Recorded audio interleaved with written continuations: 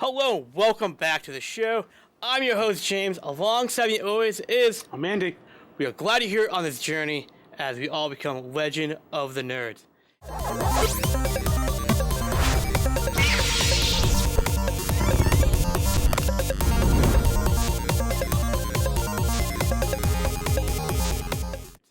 Andy, how's it going, man? It's going great. It's going great. You had a good week? Good week. We had a good arrival to the station today. I know. I mean, we look at all this brand new high-tech stuff. It is amazing, Makes us right? feel very professional here today. More professional than that nice, lovely table we had before. Exactly. One other thing, I have to say this. Happy anniversary, too, to you today. Thank you very much. When the missus, going on 11 years now? 11 years. 11 long years, 4 kids later. That's right. Well, I did something you can be proud of me. Now, let me finish this, then you can talk. But I finally watched the new Fantastic Four movie. Really? I sat down and I finally watched it. About time. I thought it had the ability to be a really good movie. Mm-hmm. But it lacked in so many spots. The Susan and Johnny being step-siblings Oh, I know that's one of your big things. did not actually bother me as much as I thought it would. Really? I was actually kind of surprised the way they played off each other. Mm-hmm. It was pretty decent. It was good. Biggest issue was Ben Grimm. Thing looked like crap. I think you've mentioned this in the past. He's way too dark. Mm-hmm. It's more of a gray than an orange. Well, the problem is, and he's too tall. I don't know what is with directors thinking they should take these monsters like the Turtles and Ben Grimm and making them 20 feet tall. True. The Thing was just a normal height, average guy. Mm. At most, I think he was like 6'2", maybe. You know, he was not that tall. It was more upper body built, too, in him, if you look at that. Yeah. And when I think of The Thing, he's short and stubby. Mm-hmm. Yeah. Because him and the Hulk used to go at it all the time, because the Hulk was taller than him, but now Exactly. It looks like Ben was actually probably taller than the Hulk, and you know? It's crazy. Another part that really bothered me was the fact that they got their powers, then they went 1 year to the future. Why? They missed out on such a huge storyline and character development with the entire team. They missed out on an entire storyline. That's why the original Fantastic Four was a lot better. You get to see them develop as characters, as getting close to each other and trusting each other. Well, that's where I think the sequel was supposed to be that. Because if you look in this one, I was telling you about even their uniforms. They're not the Fantastic Four uniforms yet, because they really haven't become a team. But if you look at the final fight scene, which is ridiculous, because, there's Dr. Doom. We already beat him. Because he worked as a team for so long. It was a very quick fight scene. I was very disappointed. Ridiculous. It was so dumb. I was so bitterly disappointed. They could have done a good job if they stopped, took their time, and built up the storyline for Dr. Doom to be introduced better. But it's like, Dr. Doom, there he is. Let's bring him back to Earth. Oh, he broke out. He goes back to the world. Then, you have Susan, Johnny, and Ben all trying to find Reed Richards because they don't like him right now. They find him. They all work as a cohesive team like they've been doing for years. They're not going to trust Reed Richards in the battlefield. Well, again, like I said... Yeah, there they are, working together like a team. It's like, come on. No, that's not the way it should be. Like I said... The thing should be taking Reed Richards and throwing him at Dr. Doom. Like I said, I enjoyed it. I mean, I went out and bought it. I bought it for $9.99. You'll say I spent $9.98 too much. Yes. But I get to watch it, so... Exactly. Like I said, that's why I think if fans gave the company more credit, they'd see a lot more in the sequel. Because I think the sequel is supposed to set this movie apart from its counterparts. But the problem is, though, they did not have a storyline to make a sequel. I think they didn't build anything. There was no character development. There was no story building to even think about a sequel.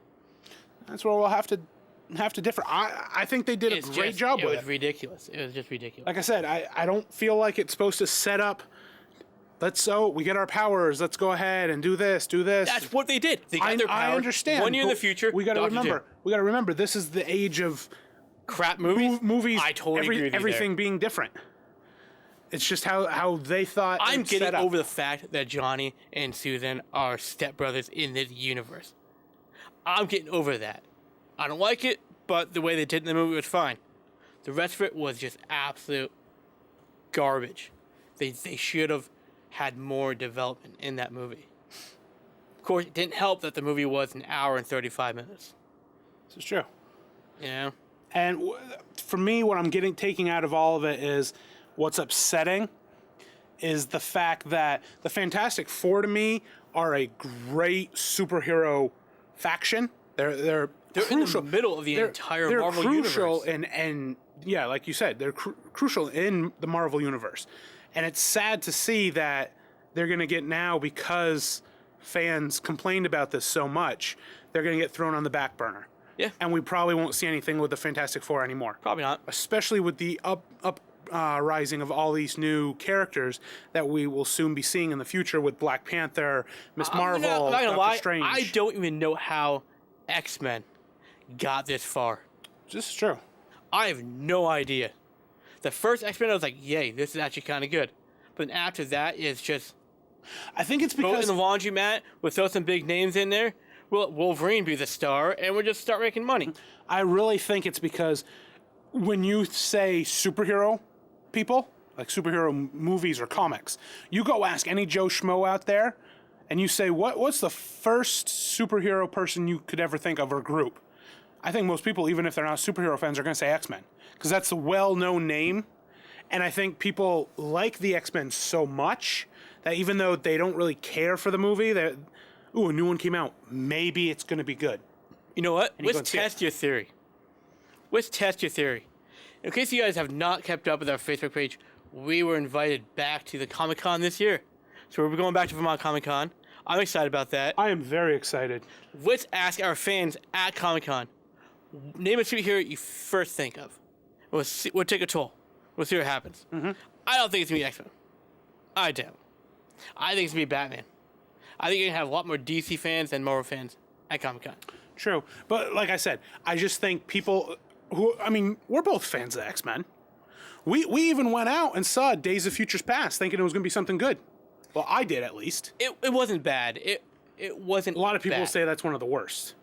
But I really think most people are saying, ooh, X-Men, I want to go see it. Like I said, maybe it'll be good. And then they get disappointed. Yeah. It's going to be like that with Apocalypse coming up in a couple months. Ugh. People want to see... The X-Men's number one villain is Apocalypse.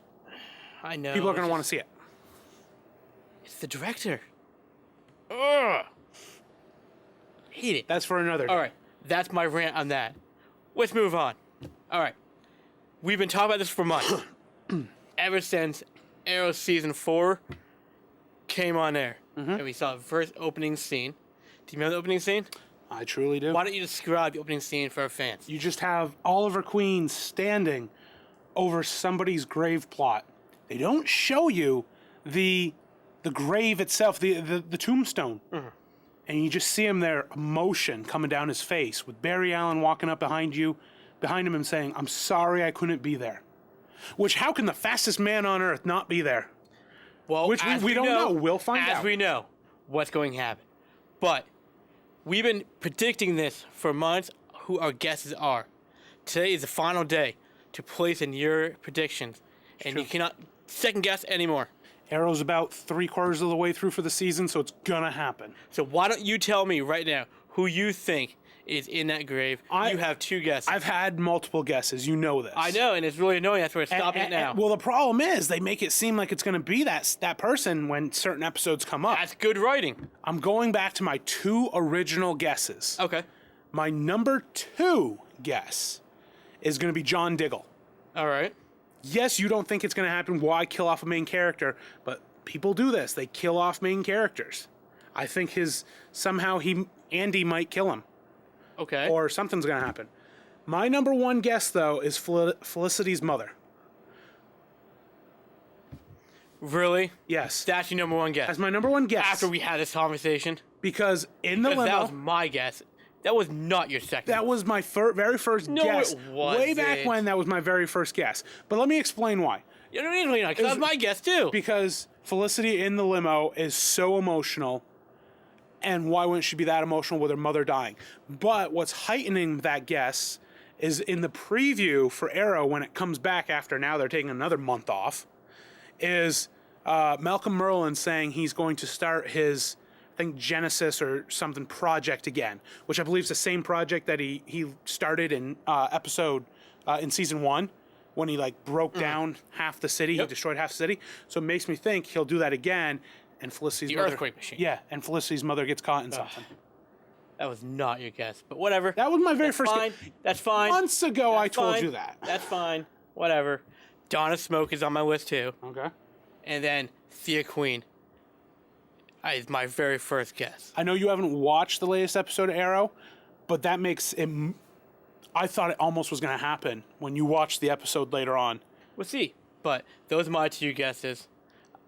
I'm leaning more towards Thea, though. I'm leaning more towards Thea. I will say, oh no, I can't even say because you haven't watched the Nope, episode. you can't. So let's move on. Jeez. All right. Next, I want to get your opinion on this, but I can't now because Monday Night Raw happened and it already ruined it.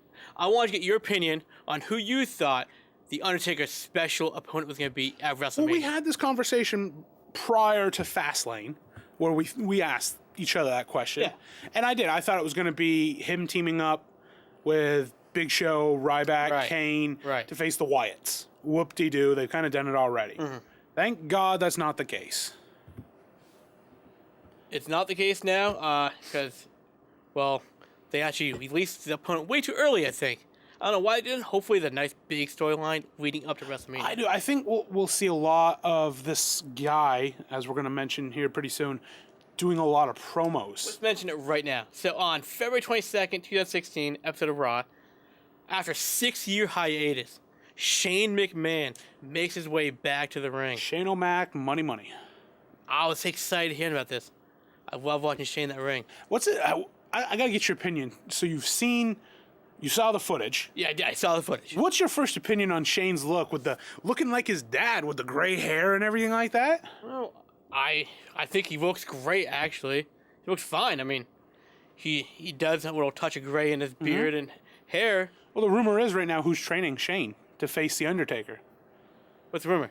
Well, I don't know, but that's the talk around the locker room kind of thing. Oh, who is the trainer? Yeah, who do you think is training Shane? Because I think people are... Honestly, it's probably Undertaker. I think that this article surfaced because I think... because the match, it's going to be a Hell in a Cell match. It's a Hell in a Cell, that's right. And I wonder if this surfaced because somebody's going to show up at WrestleMania in Shane's corner, whoever's training him. I think behind the curtains, no storyline involved. I think Undertaker is training him. They're just back there going at it. I think they're back there going at it so they get to know each other really well. So there's no Brock Lesnar mess ups in this match. Oh, hopefully not. Okay? That's what I think is really happening. But I think you're probably right. Some work is going to happen to where someone's going to be in Shane's corner. Probably. Maybe the return of the Olympic gold medalist Kurt Angle? It's possible. Of course, Sting is possible too. I'm just saying, could you imagine? We all know Kurt is done in TNA. Yep. He's on it. He did his whole last hurrah thing, and granted, the match doesn't air for another 2 weeks on TV, but they tape a bunch of matches ahead of time, so it's probably already over. Yeah. This is going to be the biggest crowd ever at WrestleMania, probably going to top the 100,000 people at the stadium. What stadium is it? AT&T Stadium. It's where the Dallas Cowboys have their home It's in games. Texas. Yeah. All right. The stadium is huge, one of the biggest stadiums in the NFL. Okay. And WWE has never had 100,000 plus people. The highest is like 88,000. All right. So, can you imagine Kurt Angle coming back on WrestleMania in a Hell in a Cell match between Shane O'Mac and Undertaker? There would be no roof left in this stadium. Right. That place would erupt. It would erupt. Another little thing, it could be Sting. I don't think so, though. Now I'm more thinking about it in my head because Shane did buy WCW out, closed it down, and that was Sting's, baby, you know? We never know. Sting has said he's he's not doing anything else with WWE. Right. Because of the injuries that he's sustained, he's done. He's just getting too old. Could be something does go down. Could be. Because this whole Hall of Fame thing this year. Yeah. He's getting inducted into the Hall of Fame. Something could happen. Something could happen. Yeah.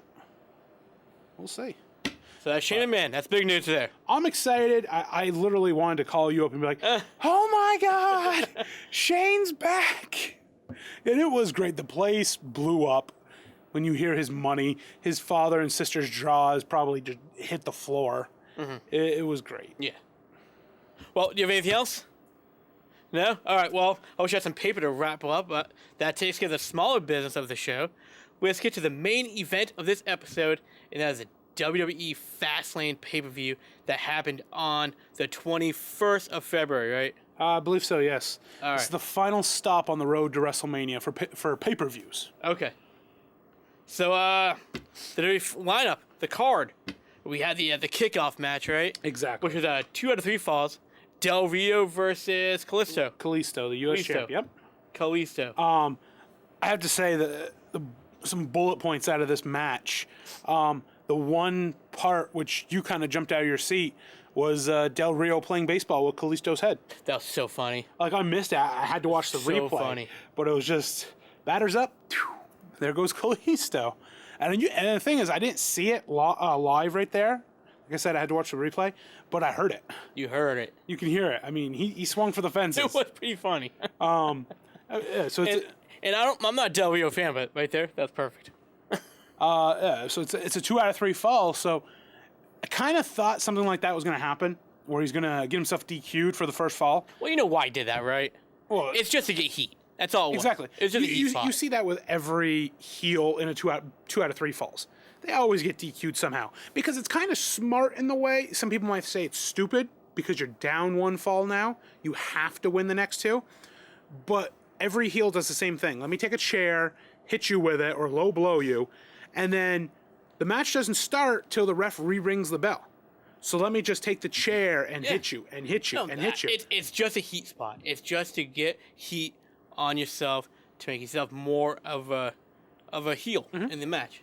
And it showed. It showed because Del Rio, the only time I'll say he's smart, was he didn't get back in the ring or let Kalisto get back in the ring. He just kept throwing him around everywhere. Yeah. Let me weaken you. The only other time I'll say he's smart, when he played a face. And this is when he had his little sidekick around the ring. He was in a last man standing match with Big Show, and they duct taped his feet to the rope. That was pretty funny. So, that's pretty funny. But in the end, Kalisto gets the next two pinfalls. Yep. And walks. Any big high spots in that match? You remember? Not really. The problem with this is, like I was saying before, so this is their 4th match against each other that we've seen on TV. Okay. In less than a month. You're seeing the same and this is a 2 out of 3 falls. So this was 3 matches. This was 3 matches in 1. Of course. So now we've seen it 6 times, 7 times? It's like, okay, yep, same thing. And that's what I hate. One thing I hate about, you won't ever really hear me saying this, me talking about hating wrestling. But one of the things I hate is where you have these matches over and over and over, and it just gets stale.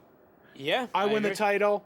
Oh, now you get your rematch. Oh, you win it. Now we get another rematch. And the thing about the WWE, it's a 3-hour show.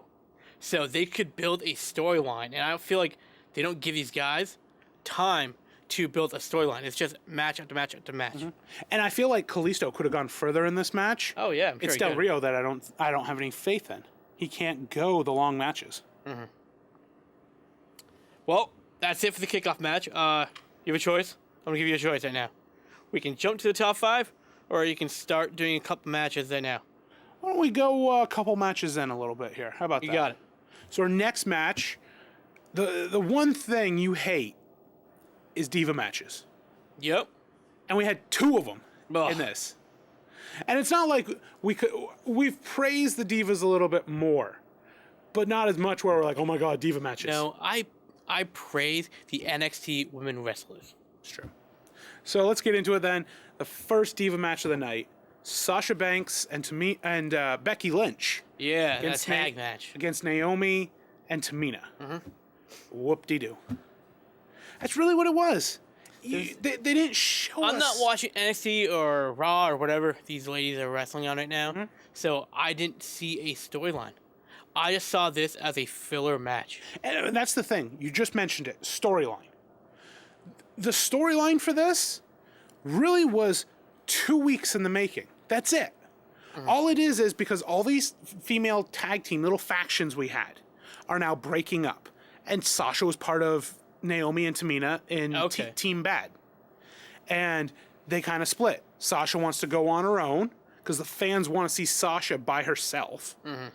And they got ticked off and attacked her.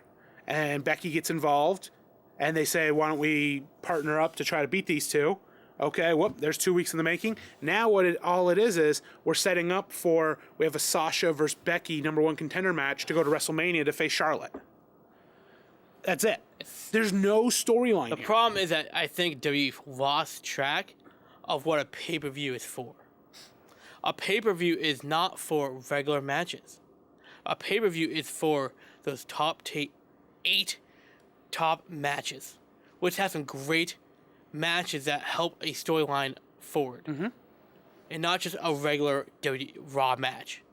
You know, that's what this was. It's just a regular Raw match. They could have done this on Monday Night Raw. They could have done this as a dark match, and no one would care.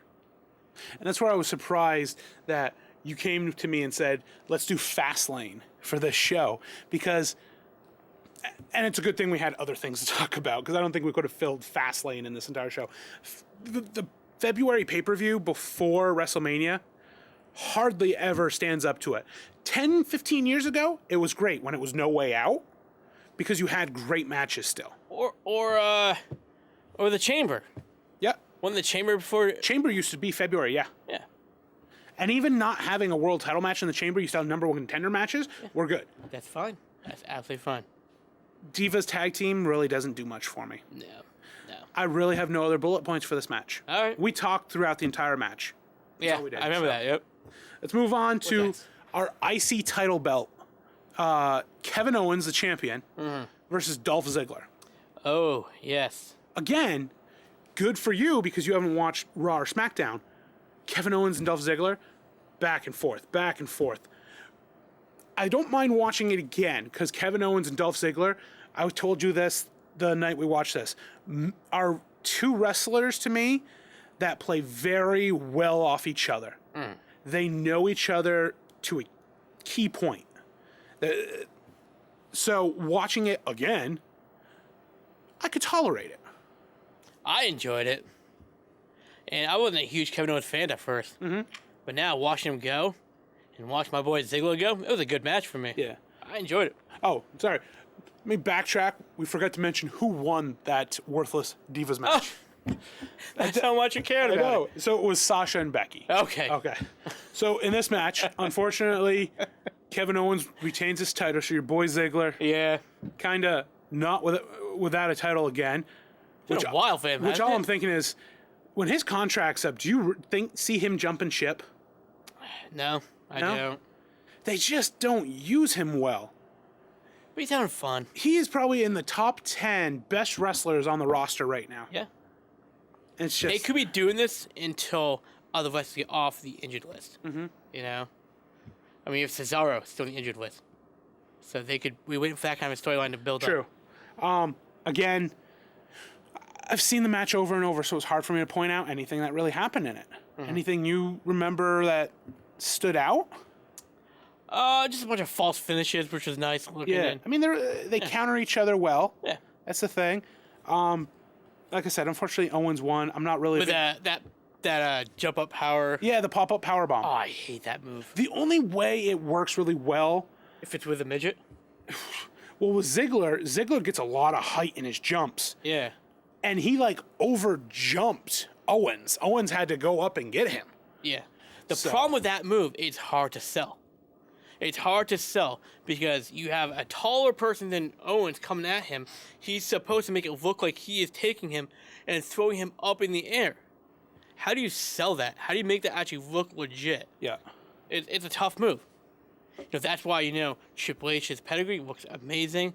Cena's move looks amazing because it's all legit.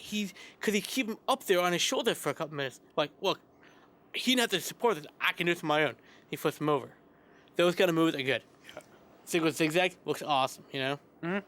The one move I do enjoy with Owens, is where he goes to the top rope with his opponent and he does like this modified power slam pile driver thing. It almost looks like a fireman's carry on the top rope. Yeah. And for a big guy being able to do a high flying move kind of like that, props to Owens. Yeah. Of course. Right now, it was kind of funny where I really thought this was going to be Owens' next opponent for the IC title, which you missed on SmackDown, is Owens saying he's beaten everybody on the roster. And Big Show says, well, you haven't beaten me. And that match, Owens won it, but it was so funny seeing the look. How'd he win it? By count out. Oh, okay. I thought it was like, pop-up powerbomb. No. Come on. Big Show choke slams him, and when Big Show grabs him, you see this, oh my God, look. Big Show, his choke slam. How did he do it? Did you just stand up and just throw him down? I think he had one hand behind him. Okay, but he didn't follow the mat? No, Big Show, I mean, the only way he lost, really, is he did the stupid thing and tried to go to the top rope. And then Owens kicks his leg out, and Big Show splits the little shows. Yeah.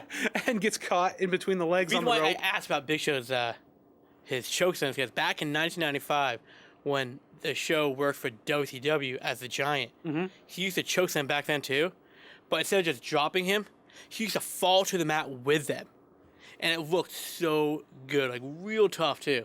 I wish he kept doing that. So we'll see if it amounts to anything. I doubt it, but speaking of Big Show, our next match was a 6-man tag match. I actually like this match. They're calling this match the Titans of WWE versus the Wyatts. The Wyatts consider themselves gods. Of course. So we have the Titans versus the gods. So we have Big Show, Kane, and Ryback versus the 3 Wyatt family members. Just not, it would be Luke, Rowan, and Braun. We had Strowman. We had Bray sitting on the outside in his little rocker. Of course. So Granny rocker. we had the Titans come out with the victory. Big Show, Kane, and Ryback. The problem with this match for me is I'm not a fan of the Wyatts. The Wyatts, to me, can't hold themselves well in a match. Luke Harper can, the one who's got the stinky shirt. Yep. But Braun, still too much of a rookie, can barely do anything. And Rowan, he's been there long enough, he should know how to do things. All he really does is do a spinning heel kick. Right. That's it. Well, I mean, they are heels. And we know the difference between wrestling styles of heels and faces. Maybe, I mean, it's just what he does, I guess. It's just what Rowan does, trying to get heat on himself. Because for a while, he was a face for a while. Then he turned heel, and he wasn't quite over yet. So his heel turn taking a very long time, and that's why he's just not doing it well. Like I said, for me, for a bullet point for this match is, like I said earlier when we were predicting who Taker was going to face, that's why I thought this match was crucial, because Taker will then come in sometime later here in the future with those 3 and go up against the whole Wyatt family. That'd be awesome. The problem with the Wyatt family, too, is you have a month maybe, okay, yeah, we'll go after this guy. Now we'll go after this guy. Now we'll go. It's never really a straight opponent, kind of. Right. It hasn't really made sense with the Wyatts, because I don't think the company knows what to do with the Wyatts.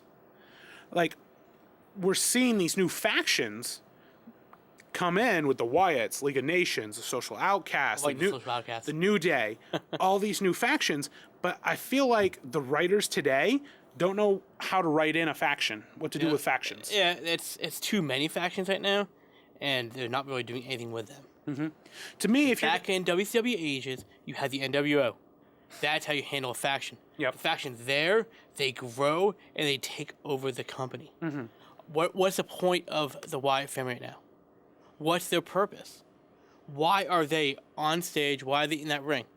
They don't have a purpose. That's why they're not working. Yep. So what works for them is their stupid music.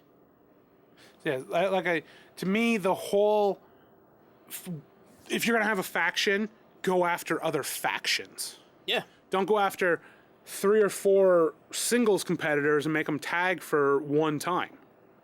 And I understand they... Unless they're doing something with them after. Yeah. Like I said, the whole thing that set up for this match was each week they went after a different, a.k.a. Titan of WWE. Okay. And so it was like 4-on-1. So then these 3 guys decided, let's go to get together. At the end of the match, why don't you talk about what you saw at the end of the match with Ryback getting the victory? What you thought it was setting up for? It kind of looked like a passing of the torch from the big guys to the new age bigger guy. You know what I mean? Like, Ryback is the big guy now, you know? Exactly. And Big Show and Kane have both stated they're ready to retire. Mm-hmm. So the WWE needs a new big guy. Which I So told it kind of looked like they were raising his hand, like, here's your next big guy right here. Yeah. And it was funny because I had told you, I go, we're passing the torch to a guy who's 36, 37, 38 years old, but he could probably go on into his into his 40s. Yeah. Because he hasn't been with WWE that long. No. It's not like I've been there 15 years, 20 years, and I've been busting my body up. So I could see that. I really hope this is a good path for Ryback. I was a Ryback fan from the very beginning. And I was like, yeah, they're building a real nice build-up. Then they turned Then me he off. gets injured. He comes back as a heel. Horrible. Didn't work out. And then, I'm not sure what happened. Then he's a face again, but he's just not over. He should have been champ, Oh, like long 2 years time ago. ago. Honestly, like 2-3 years ago. When he had the rivalry with Punk, when Punk went for like a year as champion. Now, The whole build-up with John Cena pushing him, too. Now, let me add this to you. You'll be upset. Monday night, they turned him back to a heel. Really? What'd they do? So they had a rematch, 6-man tag again. Okay. Just this time, Braun wasn't in the match. It was Bray. And Ryback walked out on Big Show and Kane. Big Show and Kane then lose. Backstage, Big Show says, it wasn't anything against those two. I have all the respect for them. But the problem is, okay, we did our tag team thing. I want to focus on me and getting the championships I know I can get. So it's kind of like they made him look heelish, but then he's also giving respect to Big Show and Kane. That's not a heel turn. That's not a heel and turn. talking about how he wants to focus on himself and his career. Right. So it was hard to say what he was doing. That is a story build right there. But the problem is the fans booed the crap out of him for that walkout. Will that hurt him? Do you know why? Because what is Big Show right now? The baby face again. Exactly. He's doing the whole let So me have you're going fun. to see a huge rivalry between Big Show and Ryback. Those two are going to go at it for a while. You don't see it being Ryback and Goldberg, your prediction way back when? I really want to see Goldberg. I- Bill Goldberg don't has been see in it. talks with WWE. I did read articles where he said he only wanted to come back for one more match. Yeah. And that was at WrestleMania. Yeah. So you could see something like that But happen. we thought it was going to happen last year, too. I think it's going to happen every We thought it was going to happen 2 years ago when it was Atlanta, Georgia, which would make perfect sense. right? His hometown? Yeah. So that's the whole Ryback scene. So, I think that's going to happen. Well, with a tag team talk we just had, exactly. I want to build up to the top 5 now? That's why I wanted to wait until we at least get to that tag team match. Bam, connected. All right, time for the top 5, huh? Today's topic is top 5 tag teams, not just WWE, but you also said I could go to WCW and ECW. Exactly, because WWE now owns them. All right. And let me just mention why I brought this up. Okay. The reason I told you let's do this is because later in the show, two of your all-time favorite wrestlers who made the Edge and Christian tag team, they have their own TV show now on the network, and they also, when they were wrestling, had their talk shows, Yeah. and they had Edge with the Cutting Edge and Christian with the Peep Show. So they came up with the Cutting Edge Peep Show, and they introduced their guests, which were the New Day, the Right. tag team champions. So I thought we have old school tag team, new school tag team. Why not do a tag team segment for our top Look 5? at you. Thinking outside the box. Thinking outside the box. All right. Why don't you give me the lowdown? What do you got? Okay, I'll start like normal, 5 through 1. Sure. My number 5, I was really happy with this because I enjoyed this team. They were a heel, but they were a good tag team. Okay. Do you remember the world's greatest tag team? Kurt Angle's little tag team that he brought in. Shelton Benjamin in that? Shelton Benjamin and Charlie Haas. Yeah. Two guys who did amateur wrestling, college wrestling, all that, made a great tag team back in the early 2000s. They were 3 or 4-time World Tag Team Champions. They played very well with each other because of their amateur background. Yep, that was a good pick. Great tag team back then. I like that choice. That was pretty good. I loved that one. My number 4, one of your all-time favorites, the New Age Outlaws. Ooh. Who can't add these guys in a top 5 greatest tag team of all time? Together, great tag team. But then when they came together with DX, I feel like their popularity just grew. And I always like some of the tag teams where you have that one big guy in Billy Gunn, and then you have the littler guy in the Road Dogg. I didn't watch wrestling back then when they were tagging, but when they came back for their little reunion tour for a year, I give them props. If that's what they showed back then, which they probably showed more. Oh, yes, they did. And to me, even working off so well together in their promos. Oh, yeah. Like, you could win all the tag team titles you want. Doesn't mean you're a great tag team. The promo building, you have to have that. And they did. My number 3, though, some people will say, if you're in the wrestling locker room, the greatest of all time. But they only made my number 3. And that's LOD, the Legion of Doom. Wow. These two, basically their entire career with WWE was a tag team. Yep. They never split. To me, that is commitment. Because you could be selfish and want to go off and be a singles competitor, but it says something for being together 15, 20 years and never splitting up. Right. Because you are committed to being the best. And the Legion of Doom, Animal and Hawk were that. And the Doomsday device for a finisher, yeah, it's simple, but it was great. And how great was it watching these two guys with these football pads all spiked out and everything come walking down? That's intimidating. Yeah. My number 2 is one of my all-time favorites, and that is 2 boys from ECW, the Dudley Boys. The Dudleys. One of the greatest tag teams of all time. Yes, because they've won 9 WWE World Tag Team Championships. But the thing is, they've been dominant not just in WWE, but all over the world. They have done something that some people can't say they've done. And they make my number 2. But unfortunately for me, I can't say they're number 1 because the Hardy Boys, to me, yes, they've split and gotten back, but when I think tag team champions or just a tag team, the Hardy Boys showed everything. Yeah, yeah. They showed ground attack, they showed high flying moves, and I know you're going to be upset that Edge and Christian are not on my list. No, I'm not. No. But let me explain. The reason for me for a tag team, when I think tag team, I think people that work well as I can't say that. When I think Edge and Christian, I think more singles than tag team. Yeah, because of your time. Yep. Yeah. So, I mean, that's why these guys worked for me, because I remember them more as a tag team than as singles guys. So, but the Hardys, like I said, they had everything. And the matches they were in were more memorable than anybody I can remember. Fair enough. That's why they're there, right?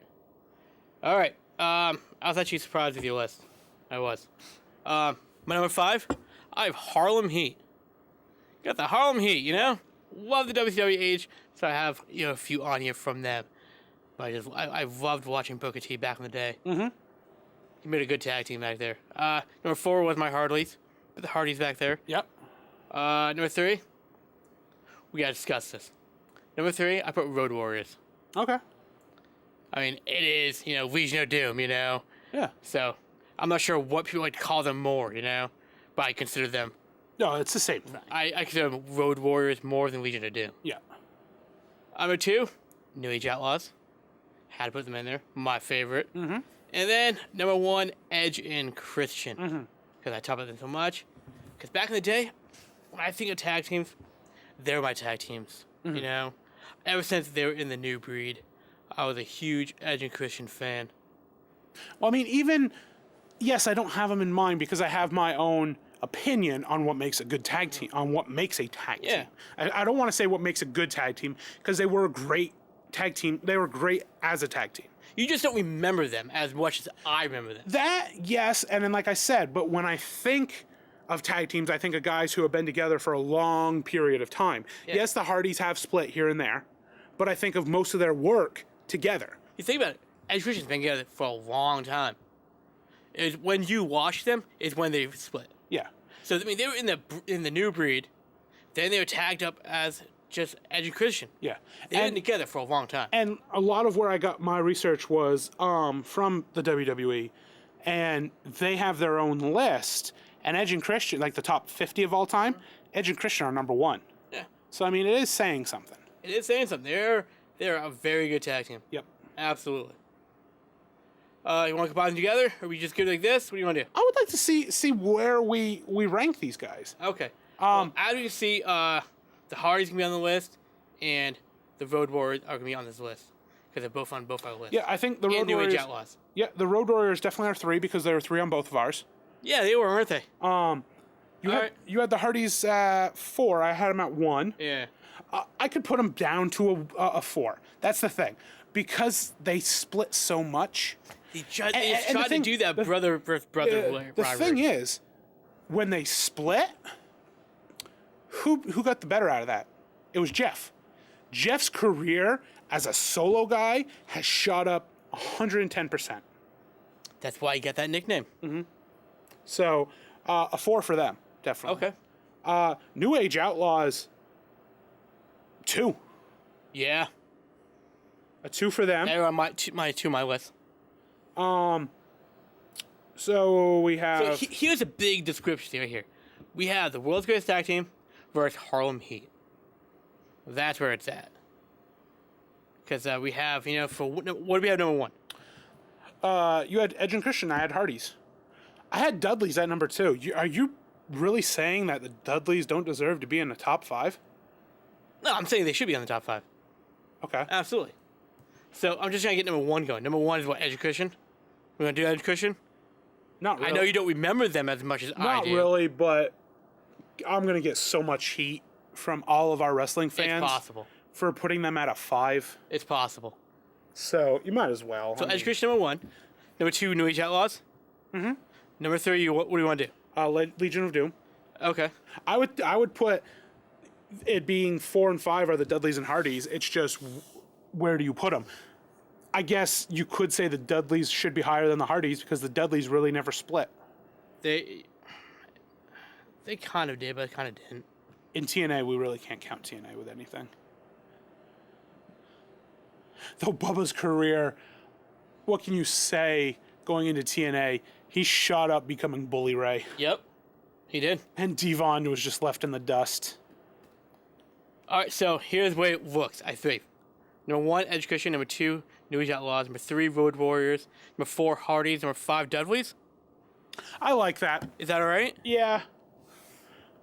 Okay. Because even though the Hardys won less championships, the Hardys, to me, you have more memorable matches than the Dudleys. I enjoyed the Hardys more than I enjoyed the Dudley matches. Mm-hmm. We'll just say that. Yeah. All right, now I got some bonus tag teams I'll quickly throw in there for you. Oh, I do too, because there's one that almost made my top 5. Okay. They're number 6. All right, so my first one is X-Pac and Kane. Oh, God. Love that tag team. They were amazing. Anything to do with X-Pac is ridiculous. My second one is the Rock and Sock Connection. Yeah. And my last one is from WCW. You're not going to know them. They're called the American Males. Okay. With Marcus Bagwell and Scotty Riggs. It almost sounds like the name, how it's called the American Males. In NXT now, they have American Alpha, which is Chad Gable and Justin Jordan, who are the 2 amateur wrestlers and stuff, and Chad Gable wrestling for the Olympics. And they kind of look like the world's greatest tag team, Shelton Benjamin and Charlie Haas, which makes me think if Kurt Angle comes back, he's going to take them because him and Chad have a really good relationship outside of wrestling because the whole Olympic gold medalist thing. But yeah, so some good ones there. Mine on my list I had to think about was APA, one of my favorites to watch back in the day. Oh, totally forgot about them. APA was a great tag team to watch. Oh, wow, yep. Going back to WCW here, the Steiner brothers. Ooh, the Steiners. There's a good one.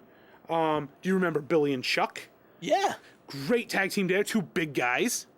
They're gonna Billy Gunn again, you know? I know, he was a great tag team specialist. I had Edge and Christian on the list, Harlem Heat. But my number 6, like I said, these guys, they didn't tag for many, many years, but they were so good. And You can still remember them, then they're a great tag team. do you remember the tag team, 2 cruiserweights, of Brian Kendrick and Paul London? Yeah. One of the longest reigning tag team champions in WWE history. How great was it to see 2 tiny guys that were less than 200 pounds be able to hold on to those titles for nearly a year Yeah. and perform to the abilities they did. And it's not like we're not going to wrestle every night kind of thing like some heels do. They were doing it night in and night out. I loved watching these 2 guys wrestle. I loved watching them wrestle even in singles competitive. Kendrick was awesome. Paul London was too. Yeah.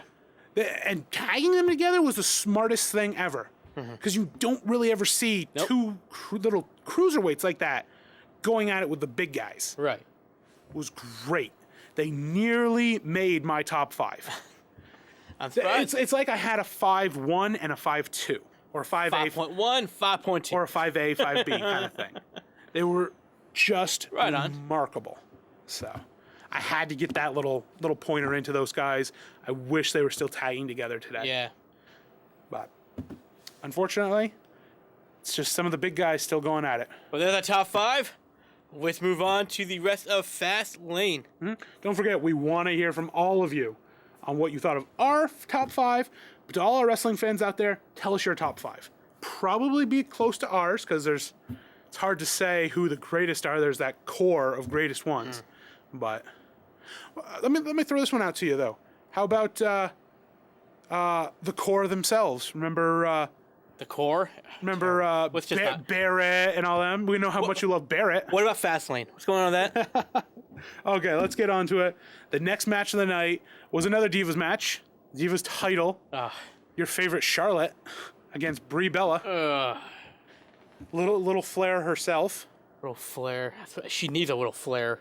One of the things I thought was iconic with this match was what you mentioned was Brie Bella. Is she riding the tails of her husband? Why not? Coming out wearing the same little wardrobe a little bit. She was wearing his actual boots that he won the title a couple years ago at WrestleMania. And she does the yes thing, does the kicks. You kind of seemed a little upset with that night. The Bellas have been in the business long enough to establish their personality, their characters. Yeah, 8 years. And here she is, taking Brian's fame. He's gone. I'll just take his fame. Well, it's not like it just happened, though. She's been doing... Still, it's like, come on. Since they got married kind of thing, she's been doing that. My problem is it's again with the storyline. It was really quick. Yeah. They started off more of, well, I've made your sister injured kind of thing. Now I'm going to do the same to you.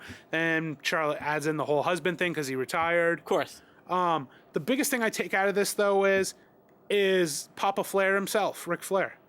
I'm so sick and tired of seeing this old geezer, I'm sorry to say, around. You've been riding the coattails of your name and everything for, 50 years? It's been a while.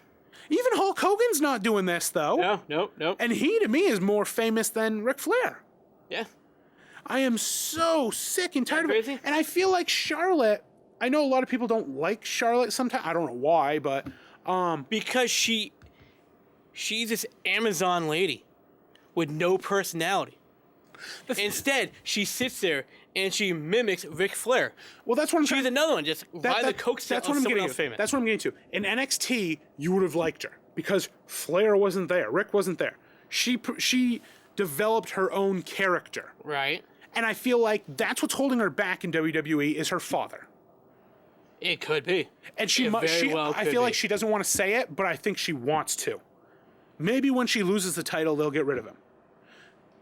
Because I feel it's a crutch for her right now. And this match was horrible.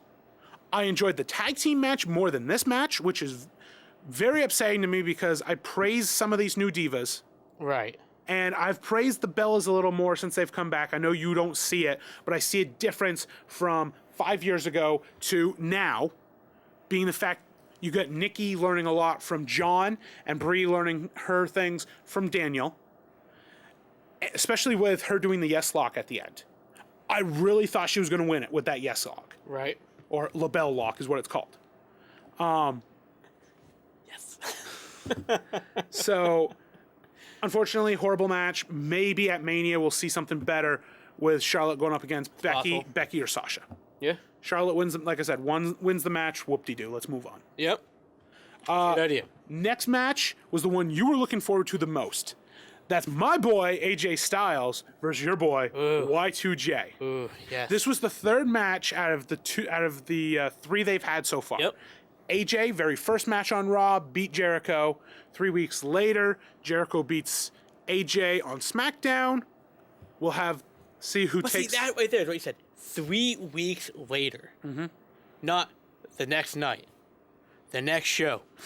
They let a storyline develop the way they do. That is perfect. Yeah, because AJ had some matches in between with Social Outcasts, with The Miz, stuff like that. So how's he looking on the roster? AJ right now looks just like I watched him back when he was at TNA. He has not lost. He's fitting a beat. into the locker room. He has not skipped a beat.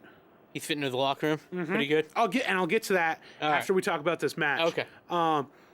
To me, I've seen it, so I knew what was to expect. Yep. But for you, this is the first time you're watching AJ wrestle in WWE besides the Rumble. Yep. And against one of your, you could say Mount Rushmore of wrestlers. I would say my number one favorite wrestler of all time. Yeah. Yeah. Anything you thought, wow, or eh? The whole match was a wow. I mean, it was like they've been wrestling together forever. They're almost mirror images of each other. Yep, they really are.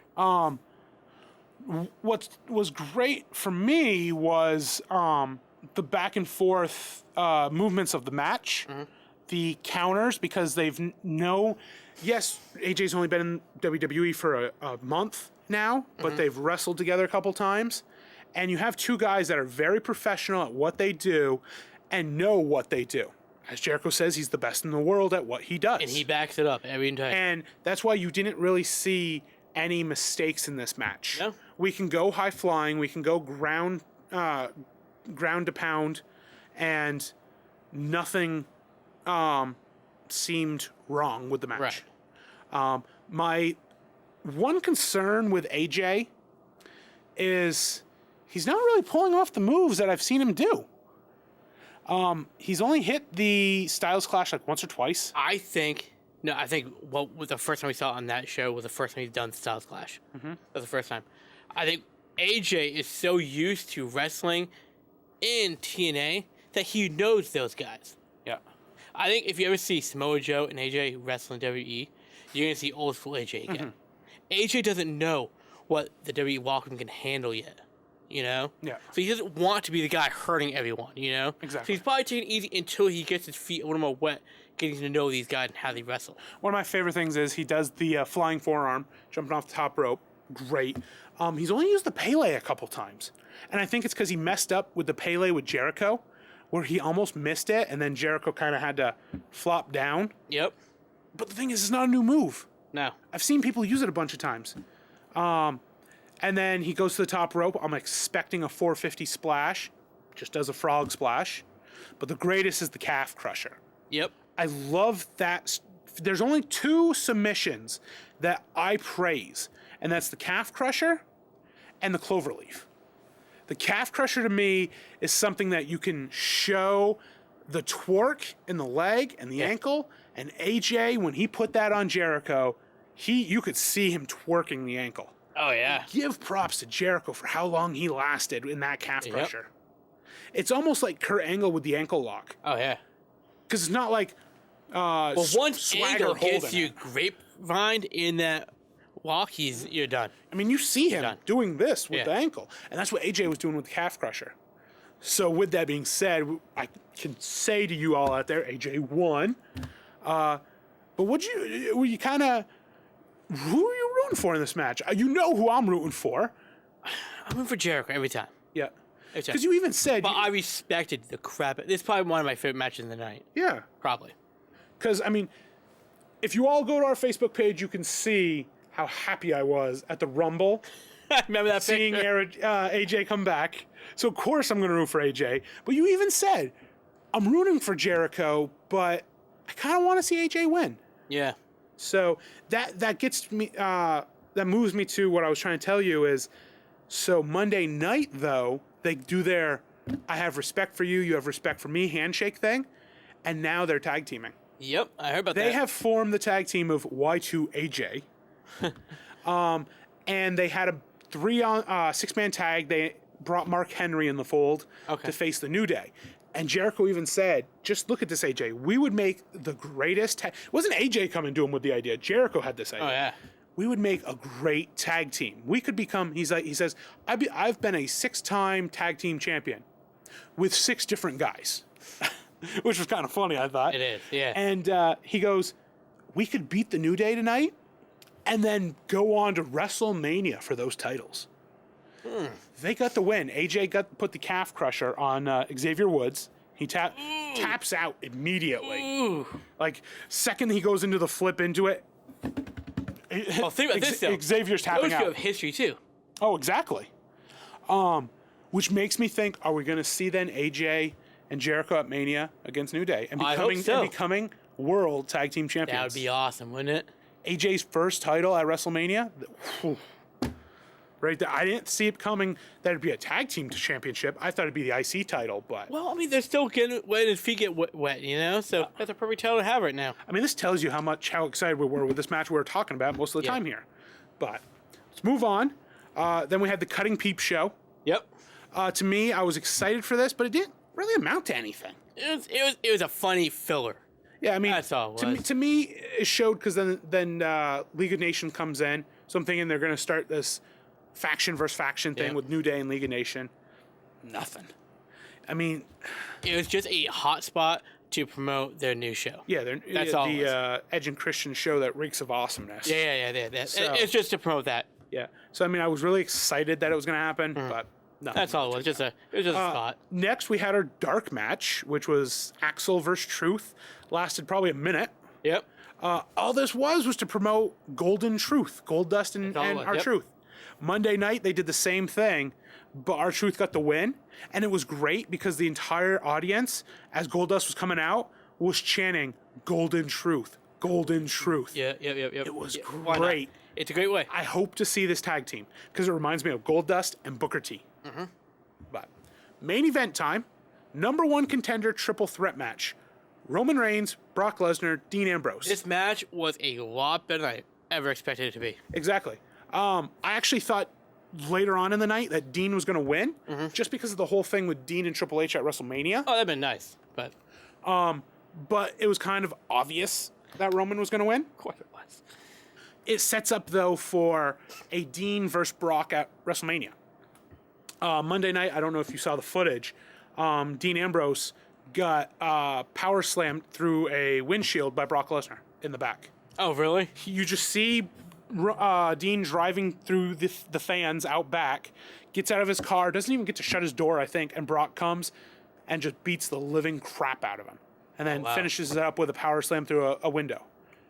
It's my payback for all the chair shots, huh? Probably. I mean, everyone says Brock was on the verge of winning with that armbar. Yep.